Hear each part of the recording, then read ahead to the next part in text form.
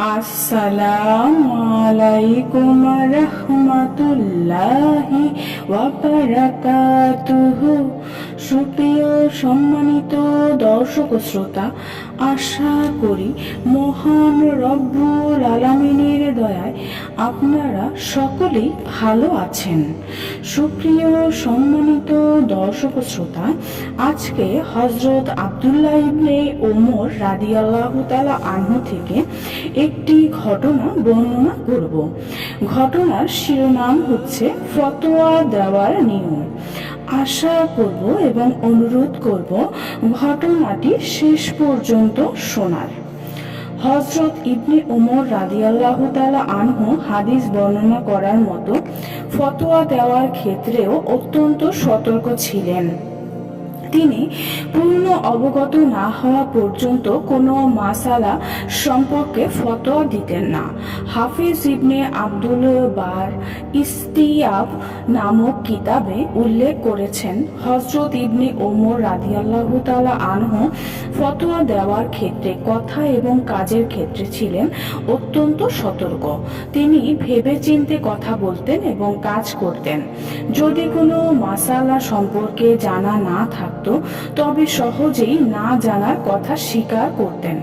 একদা একটি মাসালার ব্যাপারে জিজ্ঞেস করা হলে তিনি বলেছিলেন, আমি জানি না। তার জবাব শুনে প্রশ্নকারী অবাক হয়ে গেলেন। তিনি চিন্তাই পারেননি তার মতো ব্যক্তি নিজের না জানার কথা এমন সহজভাবে স্বীকার করে নেবেন। উকবা ইবনে মুসলিম বলেন, জনৈক ব্যক্তি হযরত ইবনে ওমর রাদিয়াল্লাহু তাআলা আনহুর কাছে একটি মাসালা জিজ্ঞেস করেন। তিনি বলেন, আমি জানি না। তারপর বললেন, তুমি আমার পিঠে পা রেখে দোজখে যেতে চাচ্ছ? কেননা আমি না জেনে একটা বলে দেব আর তুমি তা পালন করবে আর বলবে ইবনে ওমর আমাকে এরকম ফতোয়া দিয়েছে।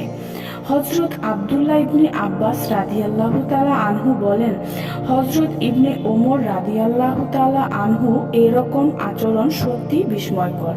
কোনো ব্যাপারে সামান্য সন্দেহ হলে তিনি বলে দিতেন, অন্য কারো নিকটে যাও, এ ব্যাপারে আমার জানা নেই।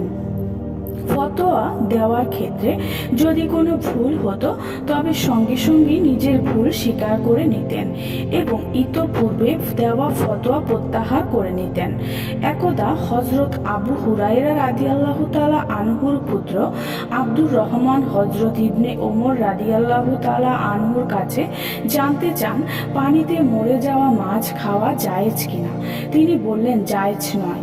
পরে কোরআনে আয়াত মনে পড়ল যে আল্লাহ পাক ইরশাদ করেছেন, পানিতে মরে যাওয়া মাছ খাওয়া দূষণীয় নয়। একথা জানার পর তিনি আব্দুর রহমানের কাছে সংবাদ পাঠালেন যে পানিতে মারা যাওয়া মাছ খাওয়া জায়েজ। তিনি অন্য মুফতিদেরও নিজের মন গড়া ফতোয়া দিতে বারণ করতেন। হযরত জাবের রাদিয়াল্লাহু তাআলা আনহু ছিলেন বসরার মুফতি। তিনি বলেন, বহু লোক তোমার কাছে ফতোয়া জানতে আসবে, তুমি কোরআন সুন্নাহর বাইরে কোনো ফতোয়া প্রদান করো না। ইবনে ওমর রাদিয়াল্লাহু তাআলা আনহুর নিকট কোরআন সুন্নাহ ব্যতীত তৃতীয় কোনো বিষয় ছিল না। সুপ্রিয় সম্মানিত দর্শক শ্রোতা, আজকের ঘটনাটি এই পর্যন্তই। ঘটনাটি যদি ভালো লেগে থাকে অবশ্যই চ্যানেলটি সাবস্ক্রাইব করবেন, লাইক করবেন, কমেন্ট করবেন এবং বেশি বেশি শেয়ার করে দিবেন। সবাই ভালো থাকবেন।